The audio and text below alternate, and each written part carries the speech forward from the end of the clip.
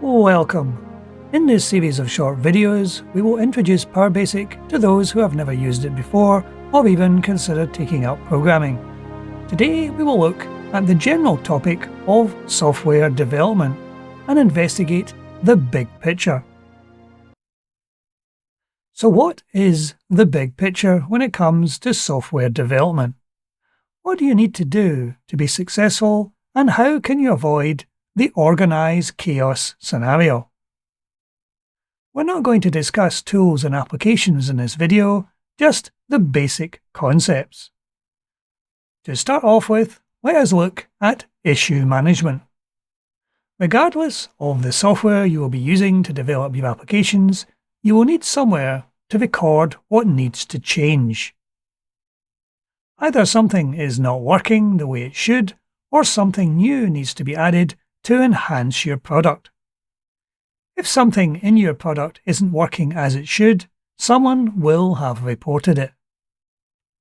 Is it a known issue, in which case there may be a documented workaround for the user, while you or your team put a permanent fix in place. If this type of issue has never been seen before, it will require some detailed investigation, which may be handed off to other support staff. When investigating the issue, can you replicate it in your test or development system? Is the issue being caused by rogue data, or is it something in the code that just doesn't work correctly?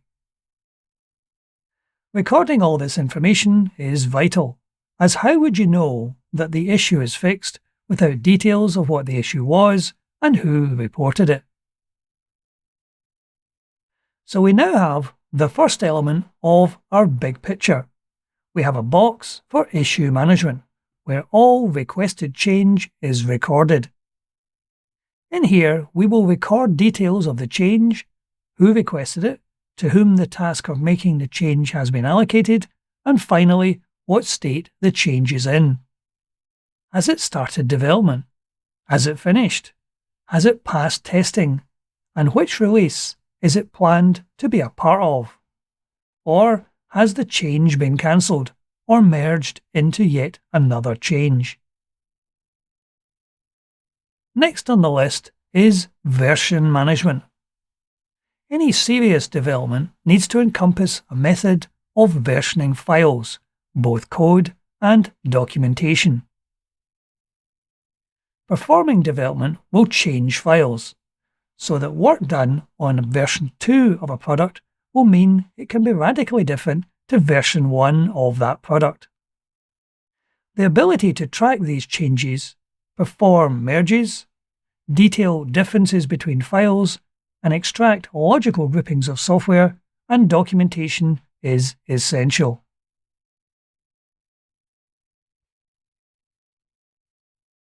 So now we can add the second element of our big picture, a box for version management, where all files are stored for each version of the product.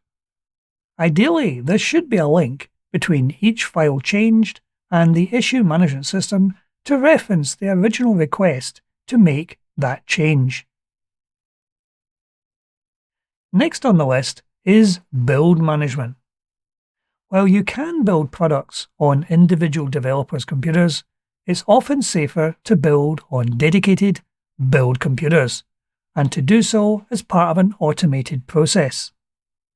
Ideally, the automated system should be taking its source code and files directly from the version management system, and using the issue management system to determine which issues have been marked as fixed as opposed to still in development. So now we can add the third element of our big picture, build management, which controls the gathering of files to compile, assemble, or group into products for installation. Next on the list is baseline management. It is essential to know what amended source files are in a build. Knowing what has changed will allow the product to be rigorously tested, and those areas of the product that have changed as defined by the issue list.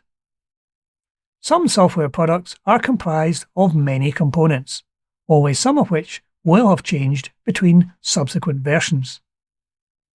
Knowing what these are will allow easier and faster upgrading and allow more focused testing. So now we can add the fourth element of our big picture, baseline management, which defines the collections of files that comprise a specific version of a product at a point in time. Next on the list to look at is process and workflow management.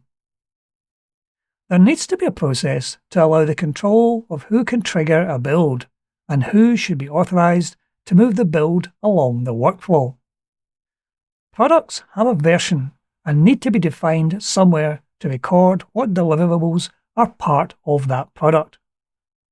Each deliverable would be comprised of one, or more likely, many source files located in the version management system. Each deliverable is likely to have its own version number.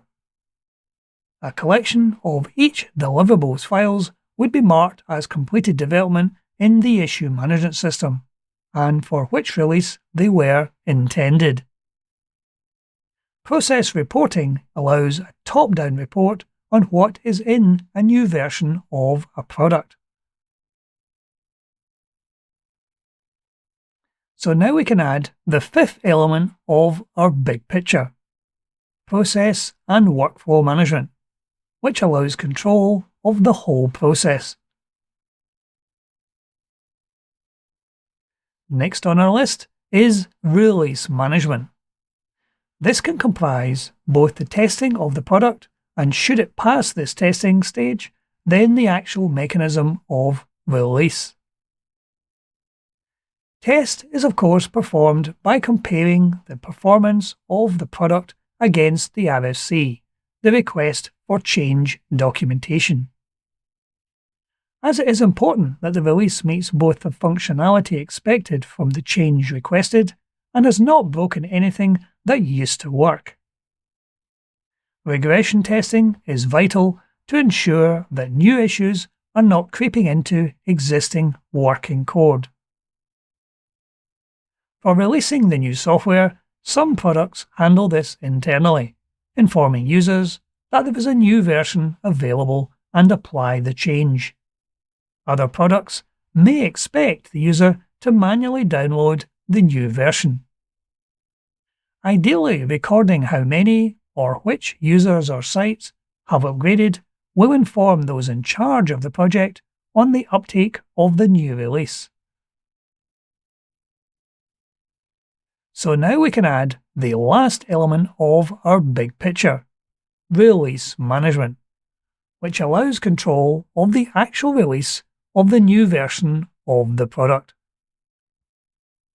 So we can see that each of these elements doesn't operate in isolation. There are connections between each as they are interdependent. And this is the big picture. 6 elements for doing software development.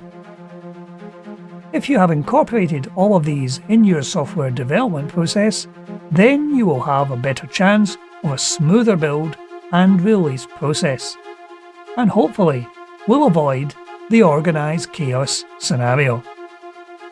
That's it for today. Thank you for watching.